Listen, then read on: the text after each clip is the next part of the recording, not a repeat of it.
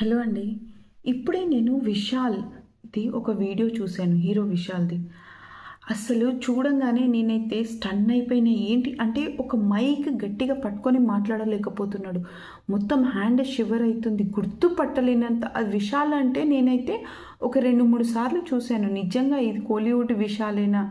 Basically అతను పబ్లిక్‌లోకి వస్తున్నాడంటే ఒక mass స్టైల్‌తో వస్తాడు. అతన్ని చూస్తే చాలా గర్వంగా ఉంటది. అంటే మన ఒక తెలుగువాడు ఆ కోలీవుడ్‌కి వెళ్ళి తన స్టాండ్ ఏంటో నిరూపించుకున్నాడు.